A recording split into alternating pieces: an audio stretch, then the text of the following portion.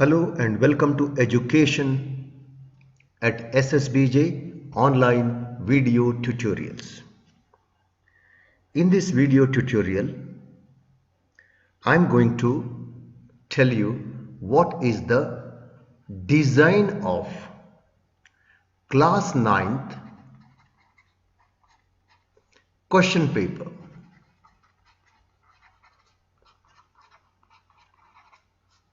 For 2021 examination. We all know that this year, that is 2020-21, our active periods have not run for one long year, and there is therefore a reduction in the syllabus. Now I am going to clear all your doubt that how much of portion is reduced so that you can prepare well, plan well for your examination. And let me also tell you what is most probable design of the question paper which you are going to get in your annual examination, right? So let me go ahead now. This is for class 9th and we are going to speak on exam of 2021, that is 2020-21, 2021. Let me tell you some of the deleted portions. I have picked up a slide from CBSE website. This is what you should know and you need not study. The first portion is that in matter in a surrounding unit, these are the portions which is not included for your syllabus of this year. In the same way, in biology, under unit 2, organization in the living world, these are the things which are not included. You can pause this video and go through, or else visit CBSE academics.com. Okay, just check the spelling before you visit and you will get this circular. Now look at this. As far as physics is concerned, unit number 3, Archimedes principle, thrust, pressure, buoyancy, all these are excluded. The entire chapter sound is not considered. In the same way, improvement in the food resources is not there. But what is all there for our examination? Let me show you a course structure which includes your syllabus. Your entire science has become so easy for you to prepare. And this is the course structure. So in chemistry, you have 27 marks weightage. And you have organization in the living world, again 26 marks weightage. And motion, force and work. In physics you have got a motion chapter and then the force chapter and the work chapter. You have got 27% of weight. Now let me show you at the end of this, what does all these subunits of these main units. You can even go through your textbook. You have already seen which are not there, right, in the previous slide. So you can exclude them and whatever is left is there in this syllabus. So your portion is reduced a lot. Now your question paper will be of 80 marks and rest of the marks are your internal assessment. and what is internal assessment. Okay, you may be knowing, but let me give you a brief idea of how this 20 is considered, because here also we have a problem to assess you since you are not available in the class. You are not actively present, though you are learning from the syllabus which is taught virtually. Since you are not actively present here, the assessment becomes bit problem, and therefore many of other methods are being used here to decide on these 20 marks. So here you have to be very careful, right? You have to be very prompt and score 20 out of 20. Right. Now we'll go for internal assessment. These 20 marks are divided into smaller divisions again, such as 5 marks. There are 3 periodic tests. Okay. Out of 3 periodic tests, PT1, PT2 and PT3, out of that, best of the two, look at this, best of the two tests to be taken and will have a weightage of 0.5, that is 5 marks towards the final result. So now out of 20, a 5 gone. So you have 15 marks left.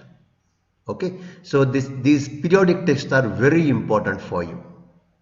And as of now, when you watch this video, maybe these 2 periodic tests must have been over, or you will be waiting for the last periodic test. If you have not done well in the first 2, you can still do better in the final periodic test. And let me tell you, these marks will even reflect your total marks which you score even in the rest of the internal assessments, because you are not available here. So these are the marks which you score in this PT1, PT2 and PT3 will indirectly give you a kind of a assessment on your pattern of studies. So this has indirectly more weightage, more than 5 marks, because they influence rest of the marks here. Officially, next 5 marks again depends on the teacher, may conduct short test, oral test, quiz, okay, and project works and so on. And the next one is next 5 marks, so it's a 15 marks over now, it's a laboratory work. In case if you are called back to the school, you will be asked to perform laboratory practicals and assessment will be done accordingly. Then your portfolio, what all you have done, what is your average assessment throughout the year, all your classwork, all together carry 5 marks. So this is what 20 marks weightage which CBSE has decided before a COVID-19 pandemic. But then, as I said, that these things, some of these things are a bit difficult to use it now. Therefore, most of you must have appeared here. These marks will definitely influence the rest of the 5 plus 5 plus 5 scores. Now you may be thinking, what kind of question paper you are going to get? What is the pattern of question paper? Well, CBSE has not decided any pattern so far. Right? CBSE has not decided a fixed pattern for class 9th science. I am talking about science. But you can guess. Every time the pattern of question paper of class 9th is just like class 10th science. Therefore, all those rules which are followed here for class 10th is automatically followed for class 9th science question paper. And that is very reason that this video tutorial is made. You all should know this. But CBSE has not given any direction on that. It is just our guess. You may get the question paper exactly like the changes which are followed in class 10th science. There are some changes which CBSE has made in class 10th science, which include even reducing of syllabus. The first change is there are 36 questions. In the previous years, 36 numbers were not there. There was no class section D here. So now your paper may contain section A, section B, section C and section D. Now what does this section A contains? Section A contain, all questions such as MCQs. Very short answer questions. Look at this.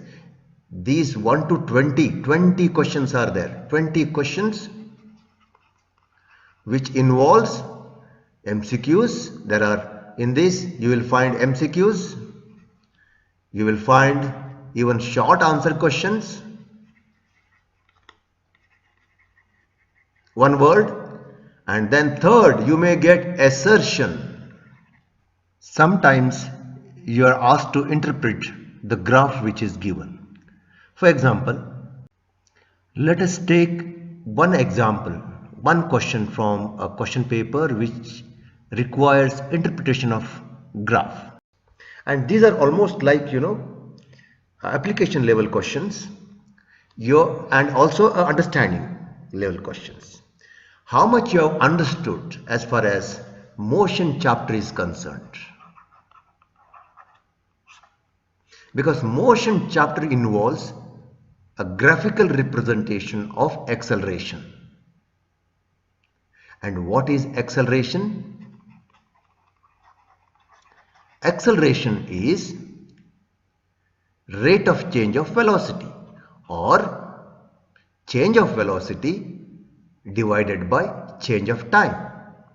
If you can represent change of velocity as capital V and t by time, it's a change of velocity, right? Change in velocity divided by change in time. Okay, so this is what the acceleration. Now you have already studied that when you draw the graph, velocity versus time, and as the velocity changes with time, you get a graph like this. It depends on what type of velocity changes. And remember, velocity SI unit is meter per second and time SI unit is in second. So what is given in this example is that observe the following and answer any 4 questions from 21 to 25. So there is a graph here. 3 graphs are given. First question, second question, then the third question, fourth question and fifth question, and you have to write any 4 out of this. So this is the 4 marks question.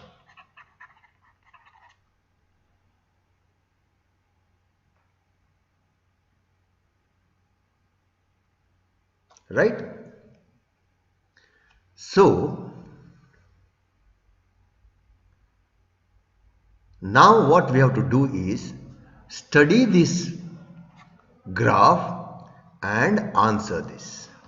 Okay, that will give you your understanding of how you respond to this answer, and we are going to do that.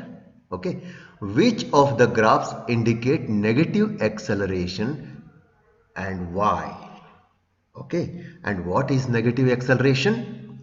Negative acceleration is when the velocity reduces. Velocity reduces with time, then it is negative. So in which one of these is a negative acceleration? Alright, you can see here velocity is somewhere here and it is reducing here and then it becomes a zero. So this is a negative acceleration. So our first graph is answer for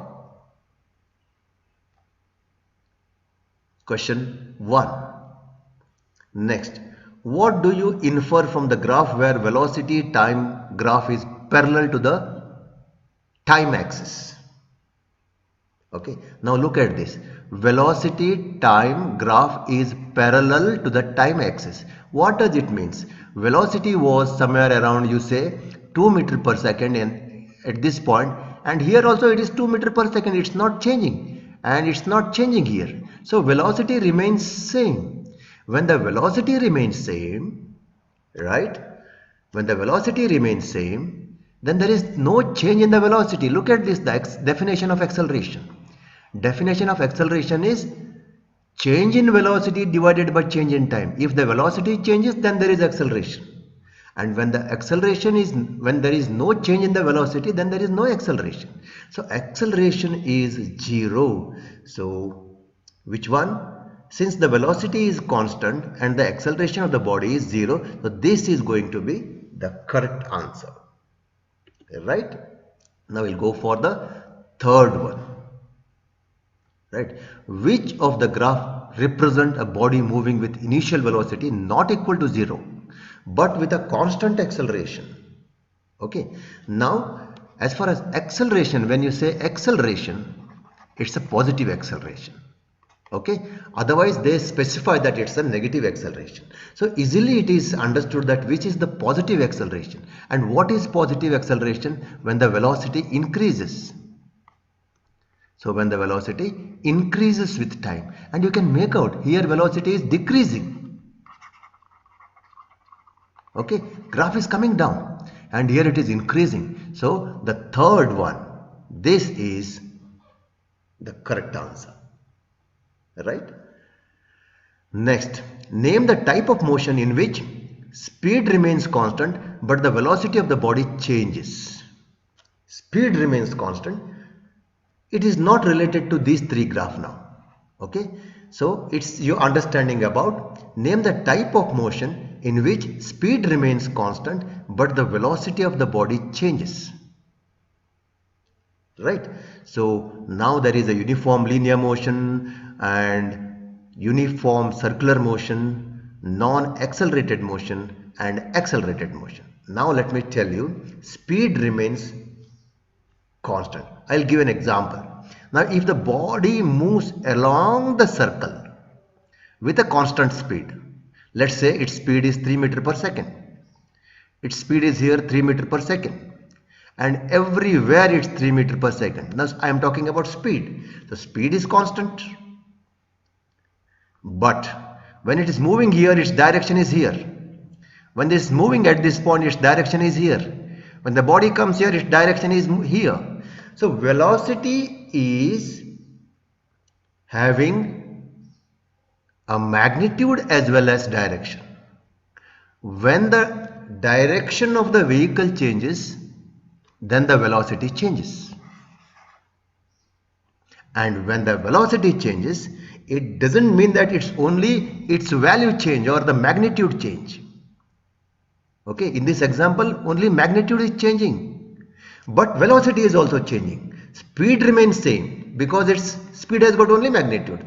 But why velocity is changing? Because velocity has got magnitude as well as direction, which you already studied. So direction of the vehicle changes here, but magnitude remains same. So since velocity changes, then that acceleration is called accelerated motion. Remember this. You may get even the short answer question about this. I hope you have understood, or else please write in the remarks to explain it again. Which two variables do the given graph indicate? Right? Which two variables? What are the variables? Variables are those two factors which are changing here. Okay, here time is changing, 1 second, 2 second, 3 second, 4 seconds going on here, and here velocity going on, moving it. So both these graphs everywhere, these variables are changing.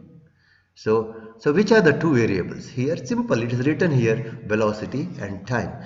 Sometimes, even if the answer is so easy, then we sometimes miss it. Okay, this is the correct answers. So these are the type of question papers which are type of questions which will come in the examination. Okay, so you have to be you should study accordingly, right? The next section B, okay, section B, 21 to 26 are short answer type questions.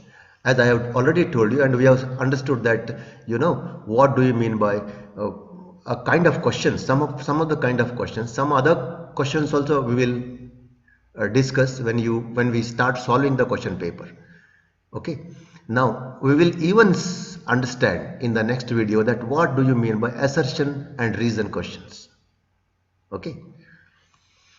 Now section B contains, that is 21 to 26 are short answer type questions carrying 2 marks each, and then you will have a 3 marks each, and finally you have got 5 marks questions which are section D 34, 35 and 36. So this is the pattern given for class 10th, and let me tell you that there is a probability that class 9th also will have a same pattern of question paper. So you have to plan your studies according to this question paper. So more important here is, understanding level of question papers, graph and its observation, analysis, and then assertion and reading, which we are going to take up in the next video tutorial. I hope I have made you convinced and about the pattern of question paper, but it's not 100% sure that you're going to get, but maybe you can take it for granted 95% you will get it, because 9th and 10th are generally treated as a combined course by CBSE. Okay, so go through the deleted portions as well as the portions which are there. Thank you very much.